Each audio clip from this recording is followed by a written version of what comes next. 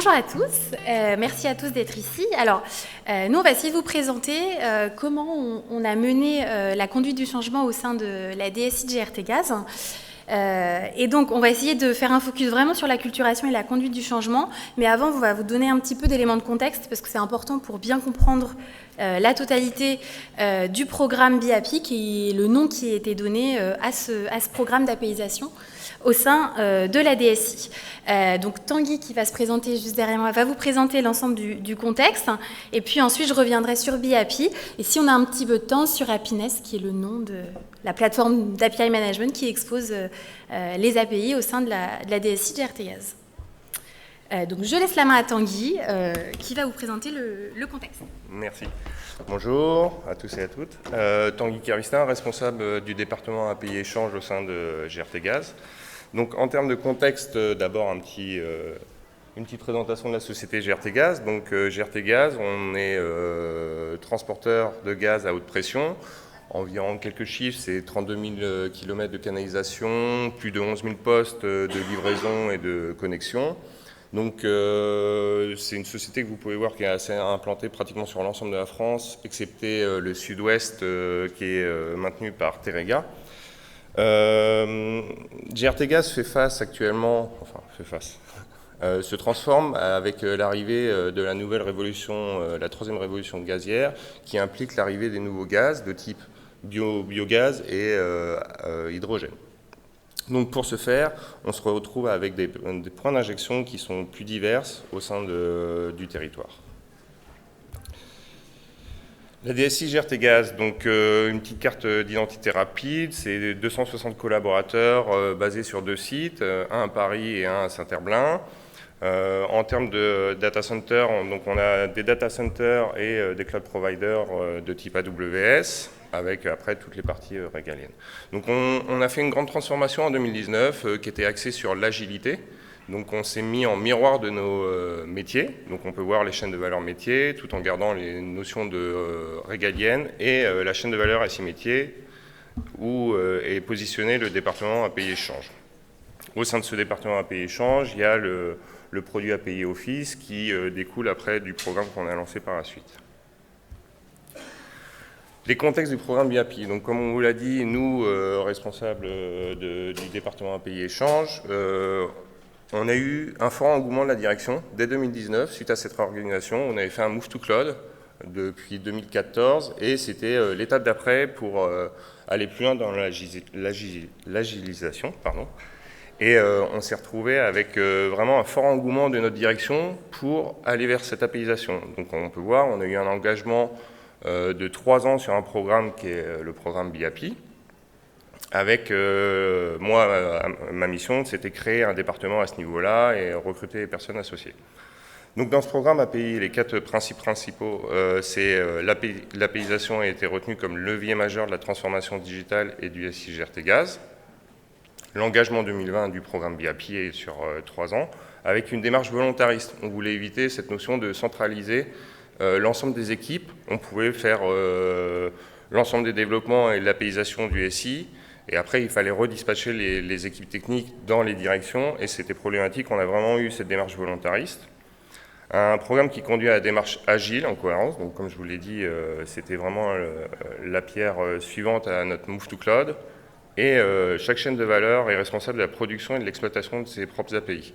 Donc là-dedans, on a injecté ça, c'est-à-dire que, c'est ce que je vous ai expliqué au préalable, cette notion de aider les chaînes de valeur à rentrer dans l'APIisation, ce que définira plus précisément Marion par la suite.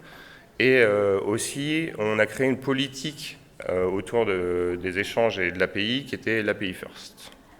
Je vais laisser la place. Merci Tanguy. Alors moi je vais rentrer vraiment dans le détail de BIAPI, donc qui est le nom du programme, c'est aussi son identité visuelle. Alors vous allez voir, on va un peu rentrer dans vraiment son identité visuelle, qui a été vraiment une empreinte pour nous, et c'est comme ça qu'on a réussi un peu à divulguer toute cette acculturation autour des API.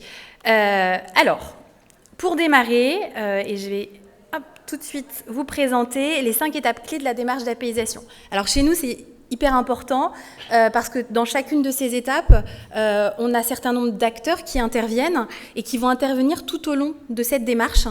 Et je vous la présente puisqu'après on va vraiment rentrer dans la conduite du changement, mais c'est important d'avoir en tête ces 5 étapes. Donc la première étape, c'est un petit peu ce qu'on va appeler la phase de cadrage, hein, donc l'identification et la définition de l'API. Et il y a un acteur qui est très important chez nous et qui gravite un petit peu autour de toute cette démarche d'API, c'est l'équipe de la gouvernance de la donnée. Donc cette équipe-là, en fait, elle a pour mission d'être la première équipe, donc le premier acteur qui rentre dans cette démarche, puisque c'est donc c'est cette équipe qui va définir ce qu'on appelle l'ontologie de l'API, et donc qui va définir quelles sont les ressources qu'on va exposer, quels sont les attributs qu'on va rattacher à cette ressource, quel est le back-end, qui est le référent de la donnée, qui va être en mesure d'exposer ces données pour qu'ensuite on les apaise. On y reviendra, hein, mais on a différents patterns d'apaisation qui sont possibles et envisageables. Et une fois qu'on a vraiment ce prérequis, c'est-à-dire cette étude réalisée par l'équipe de la GDD, on va passer en développement. Le développement, on a différents types de développement qui sont possibles selon les différents patterns et en fonction du pattern d'architecture choisi. Ensuite, on a aussi le mode de développement. C'est-à-dire qu'on propose soit de développer chez nous, c'est-à-dire au sein de l'API Office, soit de faire un peu du binôme ou du peer-to-peer, enfin, en tout cas de développer à 2 mains avec la chaîne de valeur l'API, ou alors la chaîne de valeur est complètement autonome techniquement, elle respecte un ensemble de conseils, de prérequis qu'on a mis en place, et donc elle développe toute seule l'API. Ensuite, et ce qui est important, ça rejoint un des 4 piliers qui est vraiment l'autonomie des équipes qui drive un petit peu tout ce programme, c'est l'exploitation de l'API, puisque une fois que l'API sort de l'API Office, qu'elle est publiée sur le portail API, qu'elle est mise à disposition de la consommation, l'exploitation est prise en charge par les équipes produits au sein des chaînes de valeur. Alors nous, on est toujours les exploitants de la plateforme, bien sûr. Néanmoins, sur les API en tant que telles, nous ne sommes pas les exploitants. Alors même si dans les faits, évidemment, on donne toujours un coup de main quand il y a des questions, voilà, on ne s'efface pas du jour au lendemain.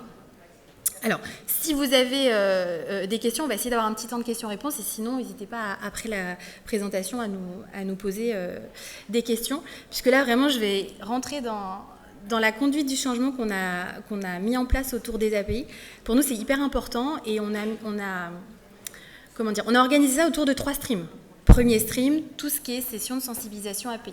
Donc, je vais vous en parler juste après, mais les sessions de sensibilisation, on les a séparées par niveau et par profil de personnes qui participent à ces sessions.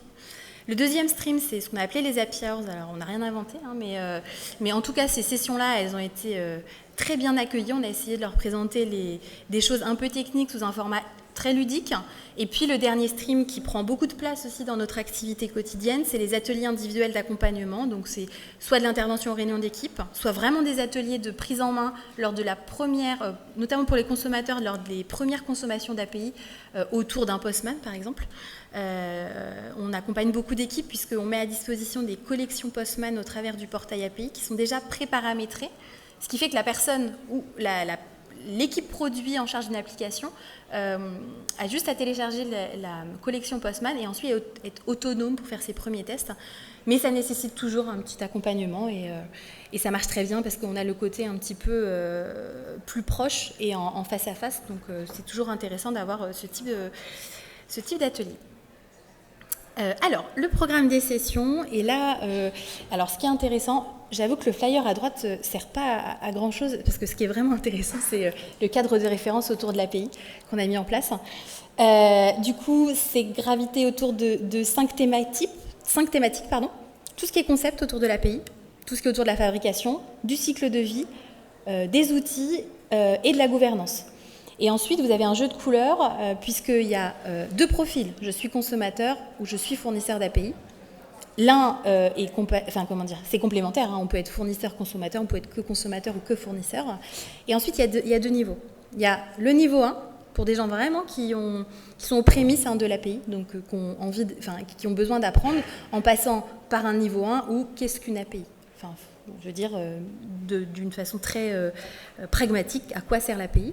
Et puis après, on va aller jusqu'au niveau 2. Le niveau 2 de je suis fournisseur d'API, enfin je suis producteur, ou fournisseur, on l'a appelé là, c'est limite du live coding. Hein. Donc on est vraiment sur je développe pendant la session, à demain, une API, je la publie au travers du CI/CD et je vois sa publication au travers du portail API.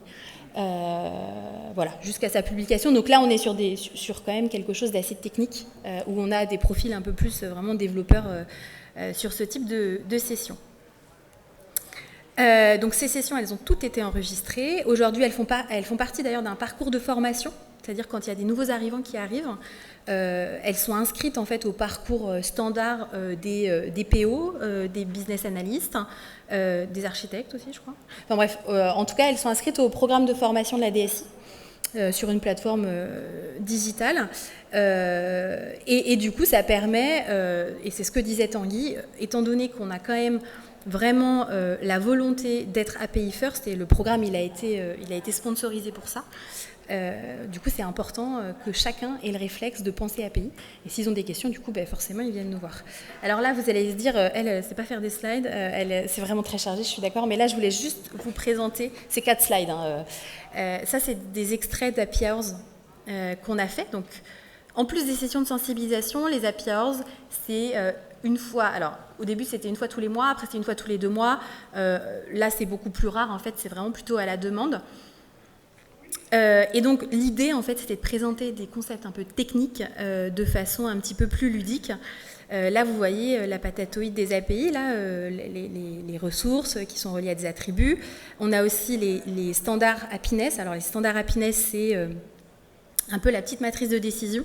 Puis évidemment quand on a une plateforme d'API management au sein de l'entreprise, on ne va pas exposer toutes nos API, ça n'a pas de sens en fait. Des API très techniques entre 2 backends par exemple qui n'ont aucun intérêt d'aller sur une publication de l'API management. Et donc, voilà, les principes à retenir, qui sont les standards hein, écrits au niveau des politiques de l'entreprise. Et puis, on aime bien aussi, lors des API Hours, mettre des petites mises en situation. Par exemple, on présente les nouvelles API, et puis souvent, on a des clés primaires qui permettent en fait de relier une API à une autre. Donc, on aime bien faire ces petits cas d'usage en disant, voilà, je sais pas, là, du coup, c'était comment je relie tous les collaborateurs de GRTgaz à leur unité de rattachement organisationnel. Voilà, on présente un peu avec un petit test Postman et une mise en scène en disant voilà, c'est cette donnée-là que vous récupérez lors de votre premier appel qui permet ensuite de faire le lien pour récupérer l'entité de rattachement. On présente aussi des API qu'on a en cadrage. Par exemple, l'API identité, c'était une API, aujourd'hui elle est disponible en prod, mais elle était en cadrage. Donc on explique la problématique, la solution. Puis ça permet aussi aux gens de faire réagir. Et ça permet surtout de présenter ce qu'on fait et d'éviter en fait des initiatives peut-être un peu esselées sur je veux récupérer de la donnée, je m'adresse directement au back-end, j'ai des fichiers exposés sur un sombre serveur SFTP, tout ça. Donc là, au moins, les gens sont au courant. Donc là, c'est d'autres slides. Il y a les patterns d'architecture, par exemple, qu'on avait présentés. Voilà, c'est un peu dur de présenter des schémas d'architecture, donc on a essayé de présenter ça avec des petits cas d'usage pour expliquer comment se caractérise le pattern natif, comment se caractérise le pattern façade ou façon microservice. Alors, aujourd'hui, pour être vraiment honnête avec vous, on a beaucoup de patterns façon microservice puisqu'on a beaucoup de back-end chez nous qui sont un petit peu legacy et qui ne savent pas en fait exposer nativement du service, de l'API, du web service. Et donc, du coup, grâce à ce pattern, on arrive quand même à rendre apaisables des back-ends, en fait, ou des gros services, des gros back-ends de référence qui ne le seraient pas nativement.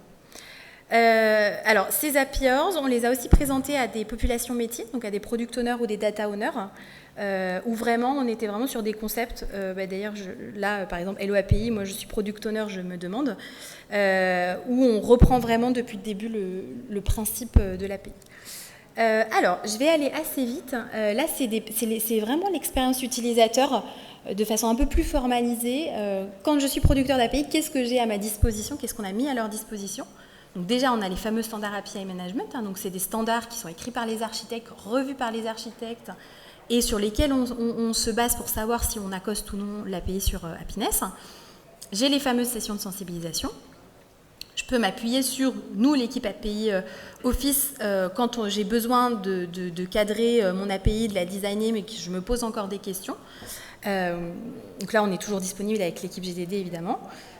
Ensuite, je peux déployer grâce à l'infra as code d'Happiness. Donc, il y a une chaîne CI/CD qui a pour volonté d'être complètement autonome et mise à disposition des équipes produits. Dans les faits, elle existe, cette chaîne, mais il y a toujours besoin d'un petit accompagnement quand même, sauf pour des chaînes de valeur ou des équipes qui vont être très très techniques. Mais on est encore dans l'accompagnement de cette utilisation de cette chaîne CI/CD. Et puis enfin, on a aussi tout ce qui est dashboard de LK. Alors pour votre info, on utilise Apigee d'Happiness, enfin Happiness est basé sur Apigee, mais on n'utilise pas le composant analytics d'Apigee. Nous, on a fait le choix en fait d'utiliser vraiment de tout déverser dans un ELK pour avoir vraiment des dashboards qui sont très, très précis, et on a des vues dashboard par API Manager, c'est-à-dire chaque API Manager de son périmètre fonctionnel, par exemple l'API Manager DRH, voit que l'activité de ces API, comment elles sont consommées, qui les consomme, à quel moment de la journée. Donc voilà, donc ça c'est le parcours. Je suis producteur d'API. On a le même, mais je suis consommateur d'API au travers d'une application sur laquelle je travaille. Important de préciser, on ne fait pas de end user. On fait vraiment, pour l'instant, de l'application, enfin, c'est vraiment c'est l'application qui va venir consommer l'API. Donc en termes de protocole d'authentification, on est aussi sur du client credential, vraiment de l'applicatif à API.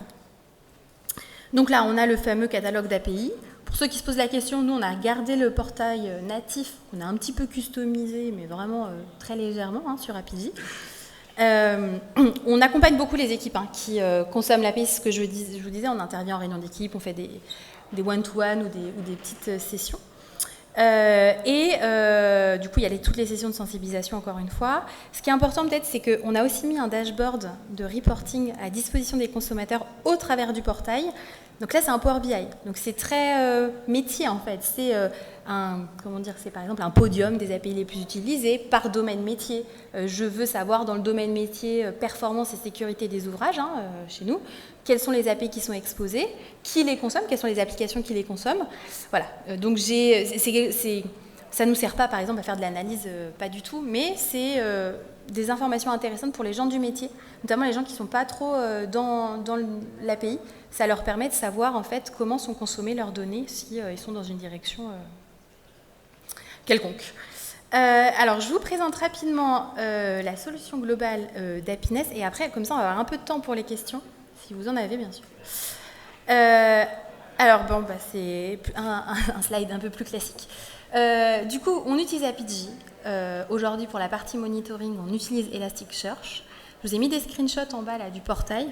On a un petit peu customisé, là, je mets une petite image de la réseauthèque de GRTGaz. Et ensuite, vous avez le portail, le catalogue d'API. Ce qui est quand même intéressant, c'est qu'on a rajouté des onglets, donc tout le corpus documentaire, tout l'accès aux sessions de sensibilisation sur la chaîne Happiness qu'on a, tout est accessible depuis le portail API. Ça permet d'avoir un seul point et d'être focus et de ne pas s'éparpiller quand il s'agit d'API. Et comme vous pouvez le voir, sur toutes les fonctions un petit peu support au niveau des badges, du data store, du CI/CD, on est très ancré AWS, puisque un de nos cloud providers majeurs chez nous, c'est AWS. Et on se base sur AWS, par exemple, pour tout ce qui est les patterns façon microservices. Tous nos microservices sont des lambda d'extraction, d'exposition. Donc c'est pour ça que vous avez des petites icônes AWS. Et je terminerai juste par dire quand même que nos services sont fédérés en fait via notre fournisseur d'identité. Je vais m'arrêter là. Donc s'il y en a qui ont des questions, c'est le moment. Et bonjour, j'aurais voulu connaître la taille de l'équipe API Office. Alors, je vais compter. 1, 2, 3, 4, 5. Je peux peut-être répondre, oui. 4 internes, et actuellement on était monté à 6-8 externes au tout début du programme. Et là, on est retourné sur 4 externes. D'accord. Ça représente quel trafic globalement la plateforme? J'ai compris qu'il y avait 60 API, et donc alors, quel trafic? L'objectif principal, c'était 60 API en début de programme. C'est un programme qui a été lancé sur 3 ans. Aujourd'hui, dans les faits, on en a une quarantaine. Finalement, ce qui est très bien, parce que l'objectif des 60 API, c'était vraiment d'apaiser un peu tous nos back-ends de référence, ce qu'on a fait. Donc voilà, l'objectif finalement quantitatif, il n'est pas atteint, mais on se rend compte qu'avec une quarantaine d'API, on arrive quand même à couvrir un gros périmètre. En termes de trafic, on est sur du 100 000 appels jour, donc c'est pas énorme quand même, mais on est aujourd'hui que sur de l'utilisation d'applicatifs internes. On a une ou deux API qui sont consommées par des entités externes, mais pour l'instant la stratégie elle est plutôt interne, elle est plutôt tournée vers l'interne. Bonjour, j'ai deux questions. La première, quel est le niveau de sponsoring de ce programme? Fort. C'est le DSI en fait. Le DSI, ouais. Donc ça reste Haïti. Ah bah oui, par contre, mais c'est pas forcément toujours le cas. Peut-être que Tanguy, tu veux... Alors, la démarche, c'était suite à la réorganisation en 2019, clairement, sponsor fort de la direction DSI, création d'un département avec pour mission d'apaiser sur une longueur de 3-4 ans, surtout remplacer notre système existant. On arrive à la fin de cette année, là. Durant ce programme, au final, on est allé chercher d'autres engagements au niveau de la direction et on a un système de procédure qui fait que c'était notre directeur adjoint qui a vu le sujet et donc en gros était au courant de ce niveau-là. Donc il y a quand même une visibilité des API, aussi au niveau des métiers, de par toute cette acculturation. L'ensemble des directions ont quand même, côté surtout tertiaire et RH, a été un très gros sponsor pour nous aussi. En fait, vraiment, ce qui nous a beaucoup aidé, c'est que côté donc RH, on a apaisé quasiment tout leur système. Et donc tous les PO côté RH et la direction, ils savent ce que c'est les API. Après, on a aussi, il y a le directeur adjoint, donc le directeur adjoint de GRTgaz, il est venu nous voir, on lui a présenté tout ce qu'on avait fait. Enfin, je veux dire, c'est un programme qui est connu de toute façon. Mais le sponsor vraiment était côté IT. La deuxième question, quels sont les 2-3 pain points que vous avez rencontrés pendant ce programme? Alors le premier, c'est qu'on a des niveaux de technicité qui sont très disparates selon les chaînes de valeur SI. Donc on a une chaîne de valeur qui va être très autonome techniquement, donc là après pas trop de soucis. Sur des chaînes de valeur qui le sont beaucoup moins, c'est-à-dire qui ont beaucoup externalisé, qui sont beaucoup allés vers des produits SaaS, et bien là, du coup, l'autonomie des équipes des équipes produits, elle est assez limitée en fait, et elle est assez dure. Et donc aujourd'hui, on prend en charge, franchement, il faut être honnête, on prend en charge une partie de l'exploitation pour ce type de chaîne de valeur. Oui, en gros, typiquement, la chaîne de valeur tertiaire avec les applications RH ou autres financières sont énormément dotées d'applications SaaS, donc n'ont pas de compétences de développement. Donc ça a été un accord au niveau de la direction SI, comme quoi nous prenions le développement et dans ce cas l'exploitation, qui allait un peu à l'encontre du programme, mais c'est un pain point qu'on a découvert au fur et à mesure. Par contre, des chaînes de valeur deviennent de plus en plus autonomes sur le développement et le maintien des API qui sont développées. Ouais. Même des chaînes de valeur qui étaient, on va dire, à un niveau, on va dire, moyen de technique, aujourd'hui, ils sont autonomes sur leurs API, quoi. Ceux qui étaient très techniques, il y avait déjà des équipes de dev, bon, là, le souci ne se pose pas. Mais du coup, voilà. Après, il y a une rétribution financière quand Tanguy dit on gère l'exploitation. On demande quand même contribution pour que ce soit logique de bout en bout, quoi.